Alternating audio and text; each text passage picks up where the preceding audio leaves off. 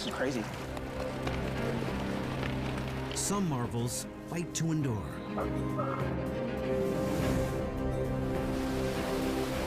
As fresh wonders are revealed. What new wilderness will emerge? That's a massive feature up there.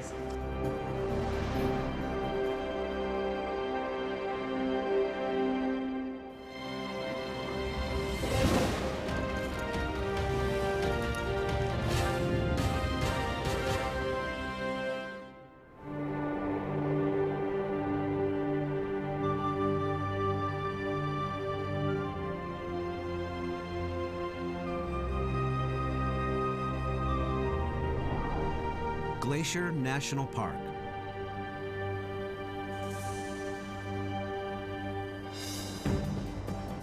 Six dramatic peaks over 10,000 feet, all carved by glaciers. Lakes that hold icebergs year-round.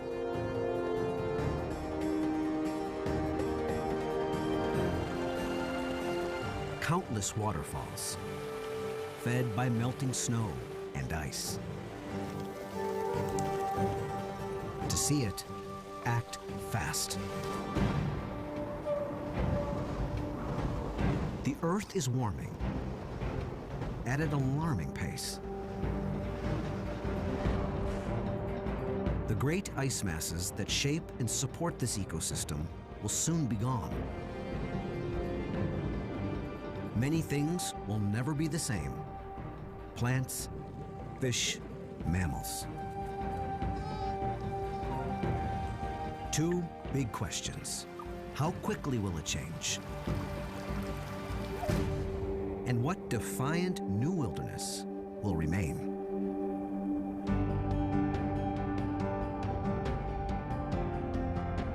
To find out, teams of scientists. This is a brand new thing going on here. Explorers. You think I should go a little higher? And adventurers.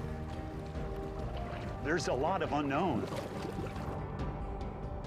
They fight to keep up with the speed of change. To predict what will happen next in an environment already extreme.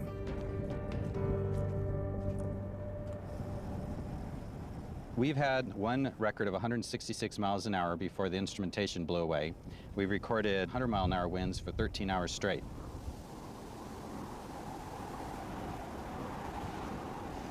Dan Faegre is a scientist for the U.S. Geological Survey and this area's lead expert on glaciers. The right man to lead a key investigation.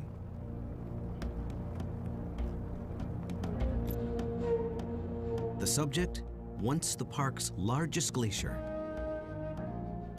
Its name, Blackfoot. 2 years ago, it looked something like this. Then,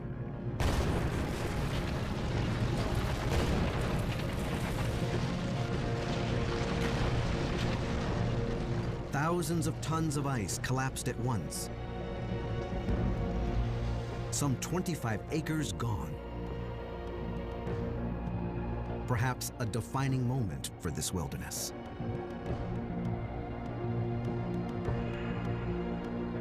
Only Dan can say for sure. He's been desperate for an up-close look at the collapse. Let me get that one out. We need to get in and see what's happening to this glacier. It's just now coming out from under the snow. We want to do some mapping and look at this because it's a pretty dramatic feature. Yep. Okay, you all set? Yep.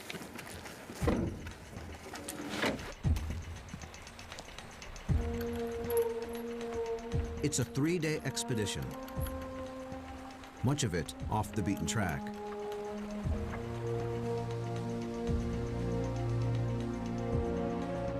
What they find will help Dan estimate how long before all the park's glaciers are gone for good. The rate at which we've seen glaciers melting here is already quite dramatic, but when they're occurring in these large events like this, it means that the pace is quickened. The success of this mission is still uncertain. Weather has stopped them before. Rain, lightning, fog, snow. All a gamble. Most of the year, Glacier looks like this.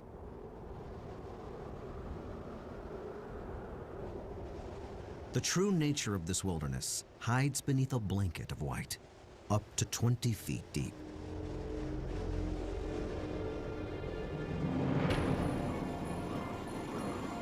Then everything changes.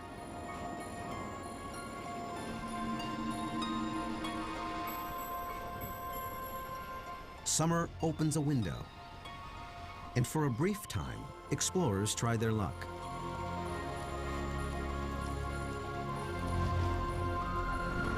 For tourists, the Going to the Sun Road opens clear through. The only road that cuts through the heart of this million-acre wilderness.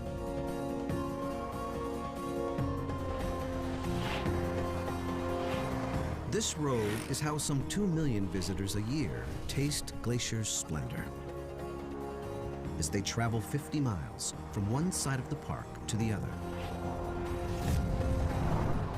But beyond the blacktop, safe passage in this region is less certain.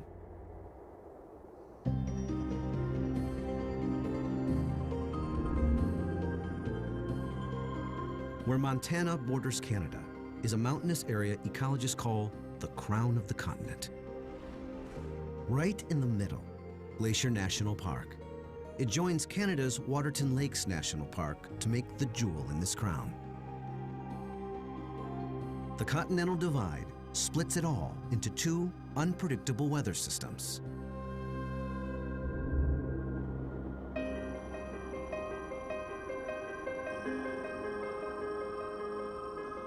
The mountainous western half is wetter,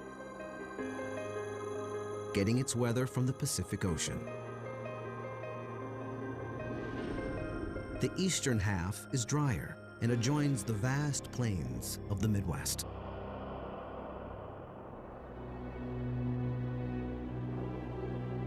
"18 of the park's 26 remaining glaciers cluster along this divide. In the drier months, both sides depend on water from melting glaciers.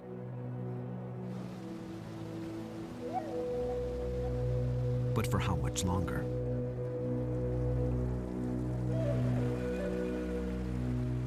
Well, the stream we're next to right now is basically meltwater from the snowfields and the glaciers. A lot of these systems that depend on this water are going to dry up and you'll have big changes in vegetation.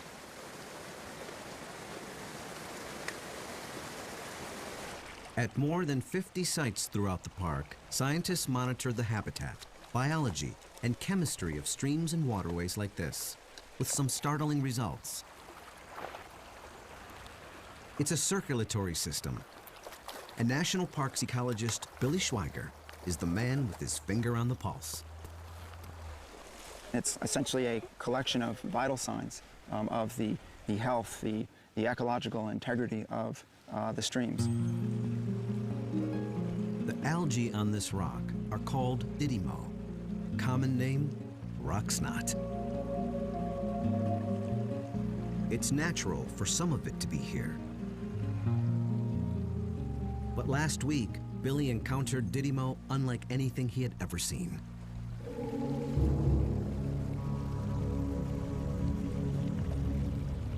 Look at this.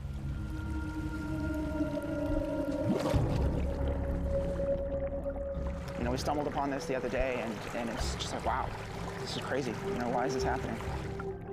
A thick carpet of rock snot covers an area some 100 yards square.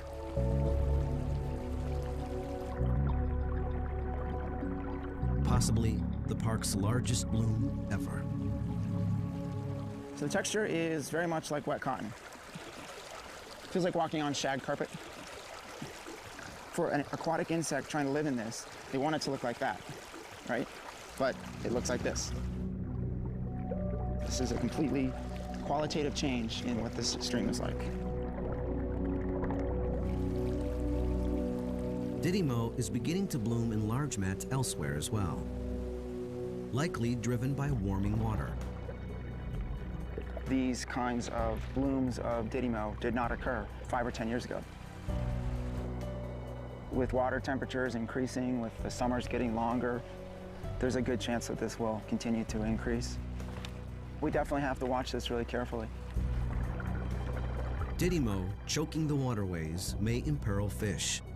Fish already threatened by disturbed habitat, changes in temperature patterns, and invasive species. Yet there's hope that nature's resilience will win over. All right, all aboard. Let's go catch some bull trout. Clint Molefield is on a 3-day expedition to the park's remote north. What he finds may give new hope to populations threatened by climate change. Well, what's so exciting is that this population might have a better chance of persisting over time in the face of a warming climate.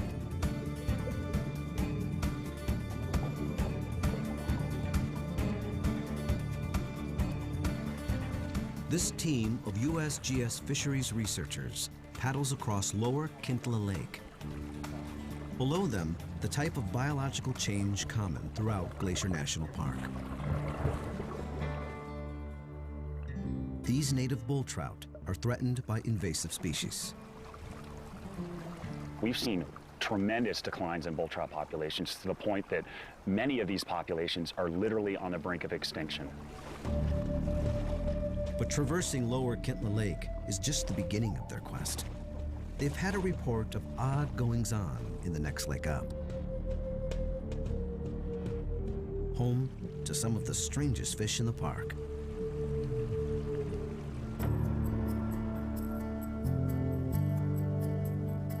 Clint and his USGS crew hike upstream, deeper into the backcountry, to Upper Kintla Lake.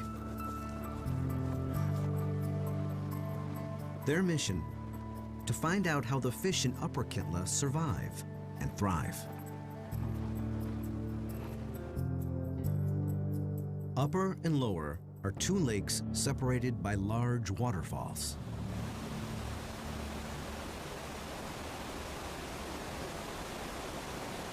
Barriers that stop invasive fish from swimming upstream. The Upper Kintla population has not been perturbed at all. It's remained like it is today over 10 to 14,000 years. In isolation, Upper Kintla's fish seem to have adopted the strangest habits. For one, they are cannibals.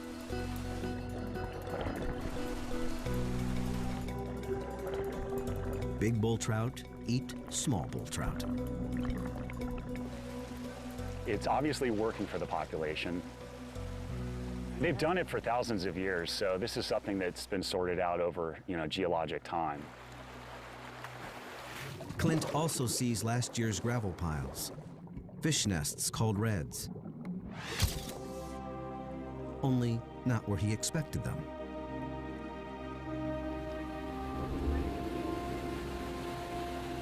Fish usually go upstream to spawn, but not the bull trout in this lake.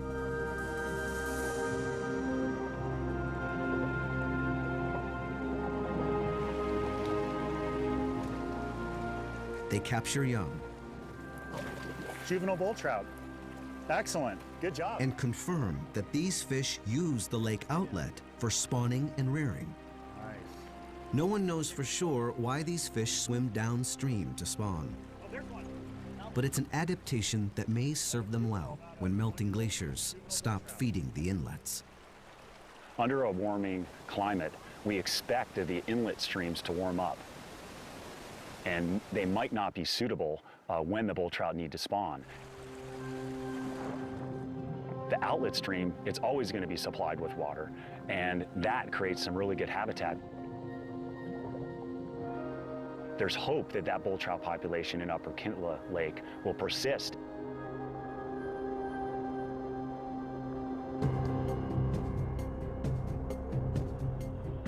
As the glaciers disappear and temperatures rise, many waterways in the park will get warmer. Most fish will feel it. And at least one human.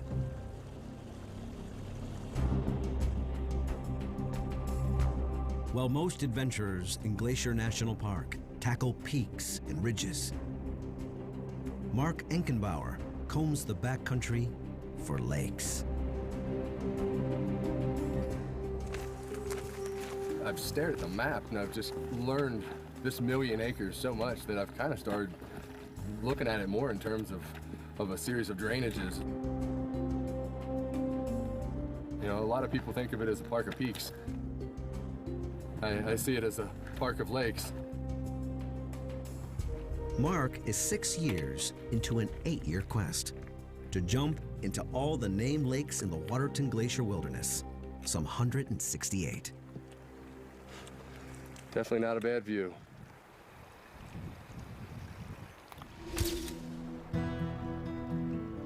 I've done 116 lakes up till now. Often these lakes sit off the beaten track. Average maximum temperature rarely above 50 degrees. Some hold icebergs. This project made me very attached to the park. It's kind of started off as being just a personal endeavor. It's definitely evolved into almost kind of a celebration of life for me.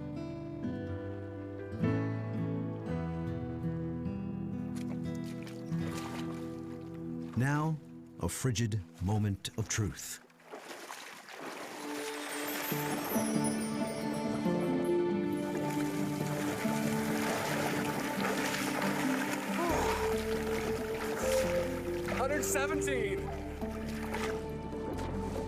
Mark has turned his endeavor into a charity event, raising money and awareness for children with cancer. It's like all the rest of them. Chilly. But wonderful.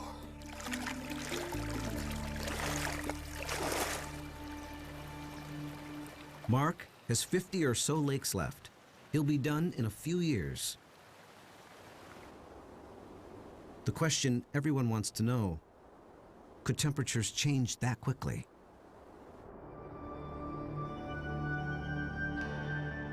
How long before glaciers stop feeding these lakes?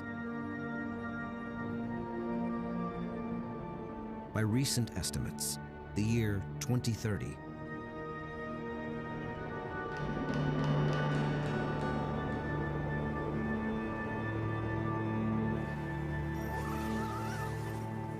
But Dan Faegre may revise that once he gets a good look at the Blackfoot Glacier.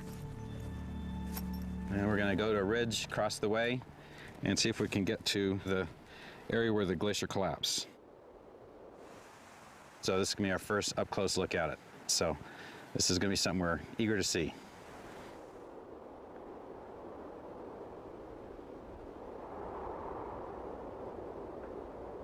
It's day 2 of Dan Faegre's expedition. And already the signs reveal a startling fact. Glacier National Park and areas like it are warming much faster than the rest of the planet. One thing that's pretty typical of mountains like this is that they're warming at 2 to 3 times the global rate. So that has profound implications for the types of change that we're going to see in mountain ecosystems. The likely reasons: more humidity, fewer clear nights, and less snow cover on the mountaintops. To get more evidence, Dan also looks right beside the path. Important clues hide in the trees. Trees are a wonderful accomplice for us, so to speak, in deciphering the mystery of climate changes. Many of these trees are 400 years old. Some in the park are 900. A core sample from this tree can reveal a long history of fire, avalanche, insect outbreaks, drought, and wet periods. And if we do this for a whole host of trees, get, say, several hundred of these kind of cores, we can tell what the whole forest has been experiencing. We can reconstruct drought periods from 400 years ago. So this is a window into the past. What's immediately obvious, the trees are on the move. For centuries, persistent snow has kept conifers back from the flower-filled meadows. With warmer weather and less persistent snow, the meadows are under siege. Well, what's going to happen is that these trees will continue to be successful in invading these open areas. So eventually you'll see a kind of a sloping invasion that eventually from both sides meets in the middle, and then you've cut off that meadow. So this is clearly a result of a changing climate. These things could not have done this for hundreds of years prior to this. Smaller meadows will mean less food. Many plants here are edible, berries and roots. Glacier lily, prime bear food. If this continues, you'll have some consequences for valued wildlife species like grizzly bears.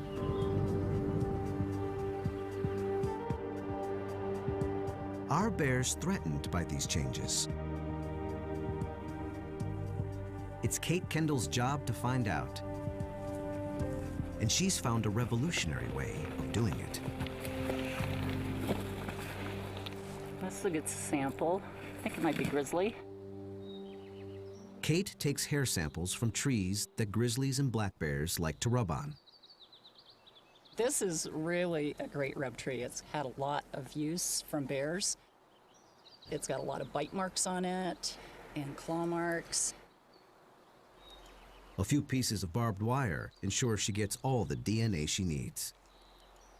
From just a few hairs that have roots on them, we can get information about the species, sex, and individual identity of the bears. No one knows why different bears like to rub against the same tree. But remote cameras may provide some clues.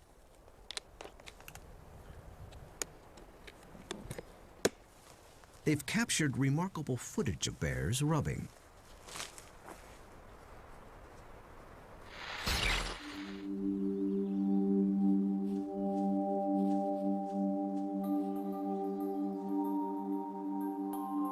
Footage beyond Kate's imagination. The first footage that we got was just unbelievably amusing.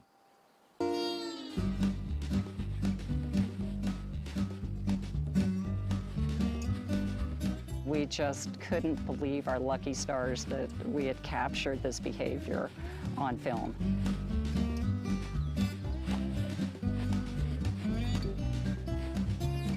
Every time we go check a camera and bring the film back, it's like, you know, Christmas and Easter and everything combined.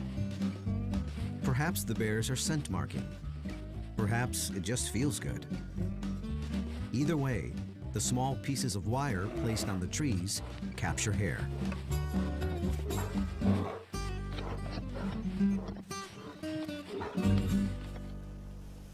The DNA from that hair tells us how much bears rely on Glacier. The national park was only a small portion of the wilderness studied, but it holds nearly half of the grizzly bears.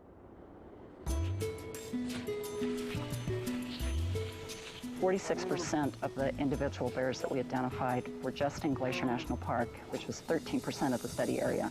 So a very dense population in Glacier. Around 240 grizzlies live in the park area. They depend on plants like those found in meadows for about 80% of their diet. If those meadows shrink, so may the park's bear population. But Kate remains optimistic. Because grizzly bears are omnivores, they're better able to adapt to climate change. I think their prospects are pretty good here. Not all of the park's mammals may be as lucky. It seems one of this area's most remarkable creatures depends on snow beyond anyone's expectations. The wolverine. Wolverines resemble miniature bears. Technically, they are weasels, but with incredible strength. The park supports the highest density of wolverines ever reported in the contiguous US. Only about 40 animals.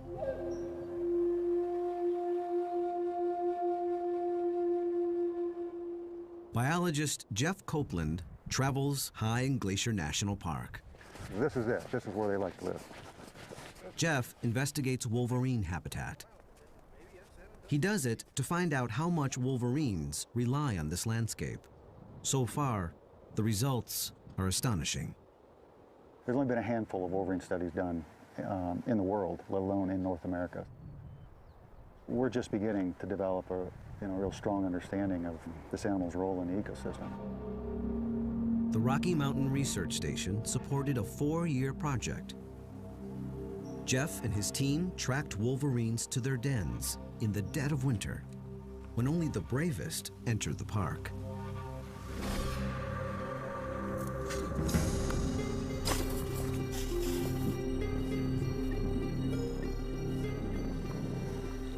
Here's little baby. They used GPS collars, as well as surgically inserted radio transmitters. This work began to reveal a remarkable life history.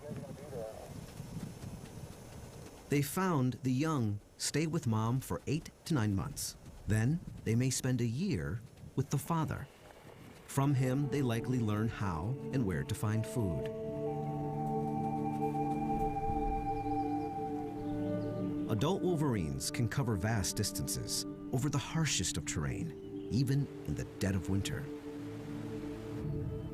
But like any superhero animal, wolverines have a weakness. And it's a big one. A wolverine at 35 below zero can just pretty much kick back and relax. I mean, they can handle it. But what about the upper end? There's got to be some point where it's just too hot. Wolverines will only make dens in snow that lasts until the second week of May. Global warming is reducing the number of places for them to den. Usually, climate change is a very gradual, long-term thing, and animals can often adjust, unless there's some specific characteristic of the climate that they are directly tied to. And we think that may be the case with the wolverine in its dependence on snow. Unless Glacier's wolverines are able to adapt to a changing climate, populations here may disappear. Other animals face a similar predicament.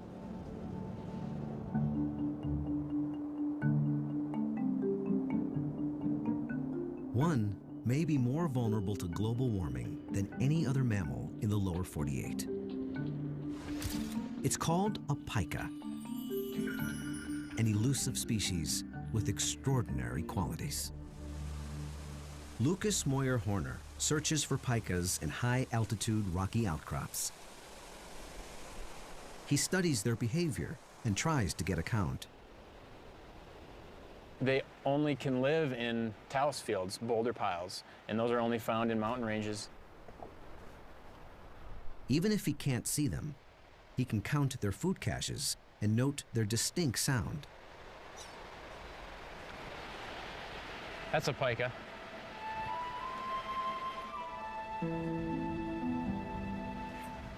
Okay, here's a pika hay pile. Few visitors get to see a pika, but just when you least expect it. Here's a pika right now. A rare encounter with one of the most uniquely adapted mammals on the planet. And this one isn't shy.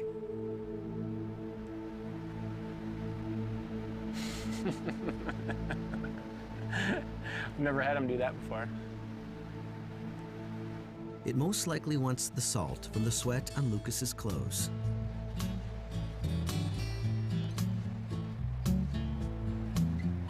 Oh, you actually got through my pants. Congratulations. You chewed a hole through my pants. Pikas are used to getting nutrition from unusual places. They are so adapted to the cold, they don't hibernate, but stay under these rocks beneath up to 20 feet of snow for 8 to 9 months of the year.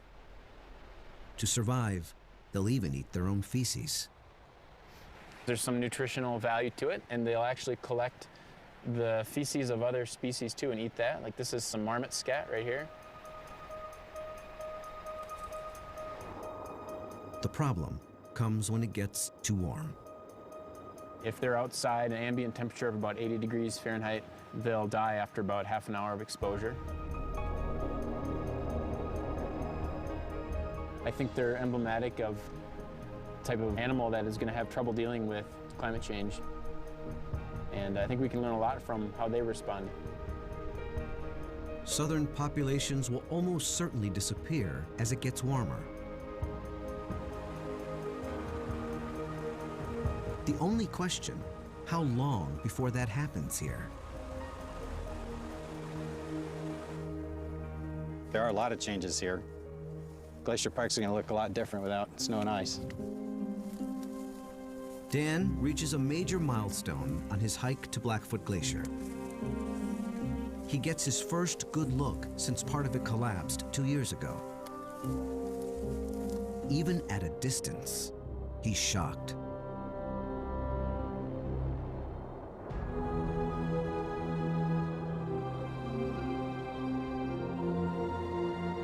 Blackfoot was once the largest glacier in Glacier National Park. Now, from afar, Dan Faegre sees it breaking up. The whole glacier is really coming apart. And now it looks like there's 80, 100 feet of ice is melted. This is quite a bit different than when we last saw it. For a more detailed assessment of glacier melt, scientists dig into the archives.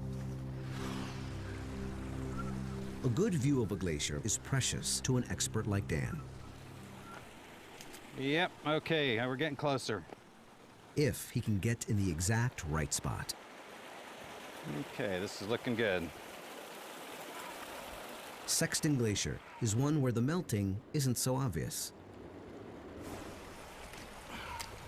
Dan aligns his camera to match a photo taken in 1930.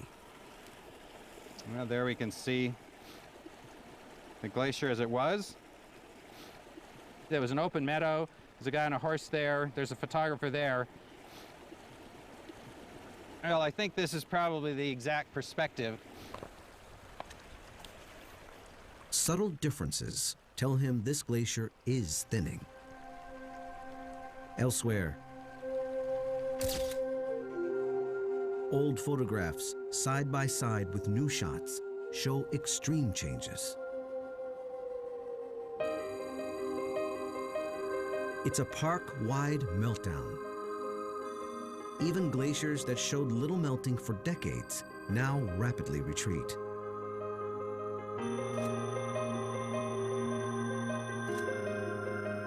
And that's not the only change Dan sees. Notice the species of conifer. This entire scene has changed because there's no longer whitebark pine here. They've been killed.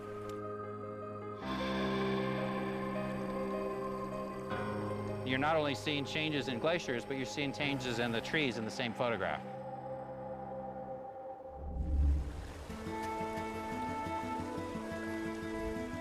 Those missing trees, whitebark pine, can still be found in the park, and those who search for them hold great hope for the tree's future. That's 0.18 miles, so off in this direction. Rebecca Lawrence and her group scour the backcountry for survivors of blister rust, a disease caused by a fungus that strangles whitebark pine. They start to die from the top down. This is pretty typical. The white bark population in Glacier used to be a fifth of the forest, and there are huge stands throughout the park that are just decimated and just skeletons, essentially. The fungus was accidentally brought to North America from Europe around 1910. How it may spread with global warming, no one knows for certain. This pine's seeds are high in fat. They're a key food source for many species. So every pine lost hurts.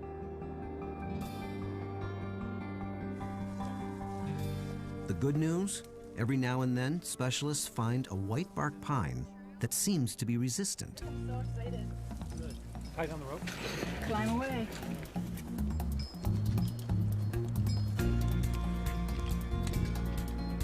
Do you think I should go a little higher? Stacy Jacobson Burgard climbs 30 feet in search of just the right cones. The pollen cones look really healthy. They look beautiful. There's a chance that the seeds may also grow into trees resistant to rust. So these are the female cones for next year. They take 2 years to develop. In the meantime, they can be eaten by squirrels and birds. Well, this is a cone that's been predated by probably a squirrel. So we're trying to prevent the squirrels from eating the cones right now so that we can collect the seeds and to help maintain the population. Okay, are you ready with my cages? Okay.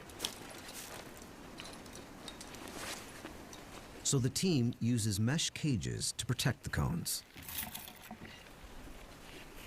Okay. I'm going to just check the bottom again. Make sure that I don't have any openings there for critters. Looks good, they're tight. I'm happy with them. In a few months, the team will return to collect healthy seeds. They'll grow them in a Forest Service nursery and replant the young trees in the wild. Already, more than 6,000 have been planted. Our last white bark pine planting had 72% survival. It makes me feel like maybe we can help the species stay without slipping over the edge of extinction. Glacier Park managers fight to protect plants and animals threatened by warming. But nothing in our power will stop the glaciers themselves from disappearing.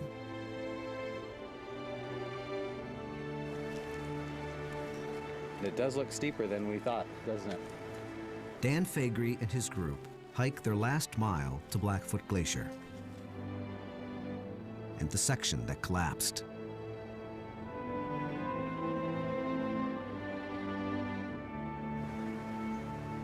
When we get across at one section, we don't know how big the streams are and how dangerous it'll be to cross.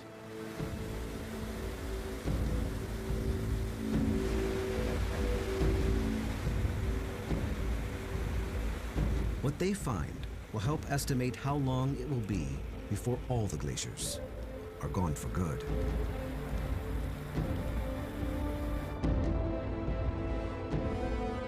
At last, over the last ridge to Blackfoot, Dan Faegre braces himself for the worst.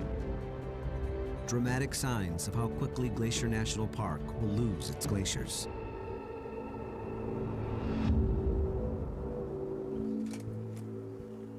But what they find first is a paradise, revealed by the receding glacier.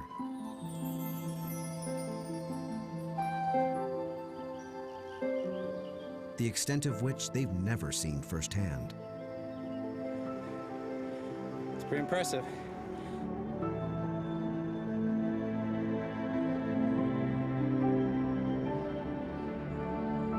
Blackfoot Glacier has carved the rocks here into shelves and steeps.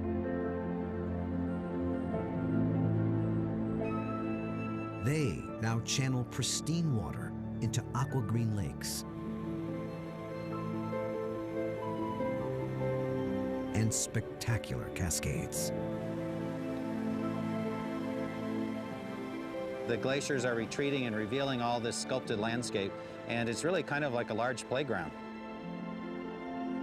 It's kind of an amphitheater of 1,000 waterfalls.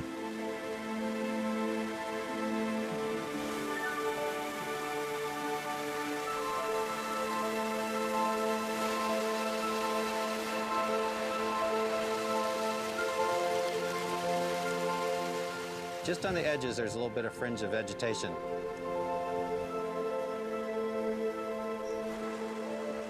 The ice used to reach more than 100 feet above Dan's head. Now, he walks on bare rock. As the glacier retreats, it leaves a signature. And you can see all the striations where rock that was embedded at the bottom of the glacier has scraped across this. That's a very telltale sign that this area has been heavily worked by an active glacier.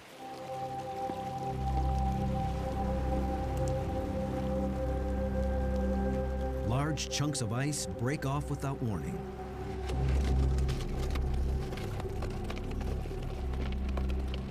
We would try to get up on high ground. We'd have to move very quickly.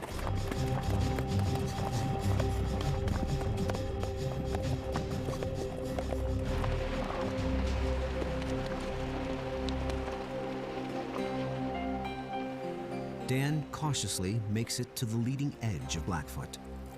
For the first time, he can see up close what is seasonal snow versus what is permanent ice.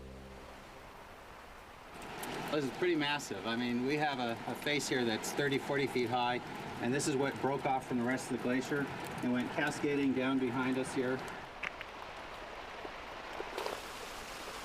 Once you see some disintegration occurring like this, the models that rely on gradual melting are basically not so good anymore.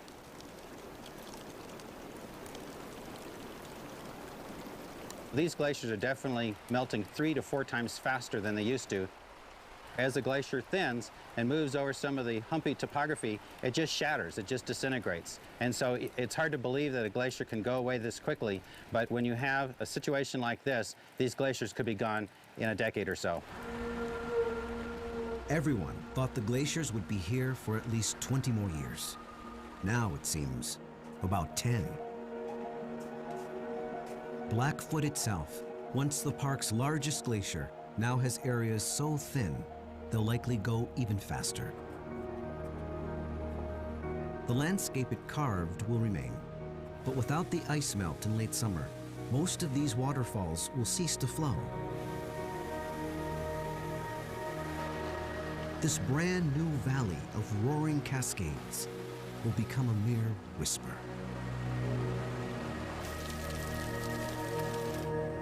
It'll definitely be sad to see the glaciers go.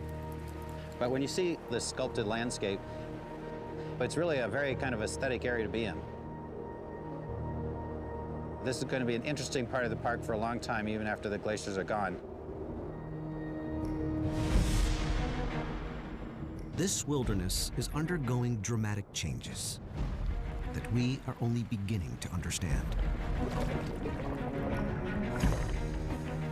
Plants and animals have little time left to adapt to a warmer park. Bears will likely fare better than most. Others will fight to adapt. The more sensitive may be lost from the park altogether.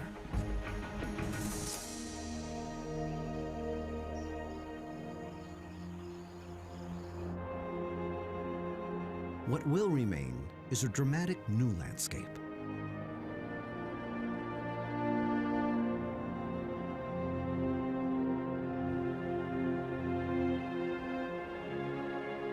Glacier National Park will keep its name. Even when the ice is gone, the impact of the glaciers will live on.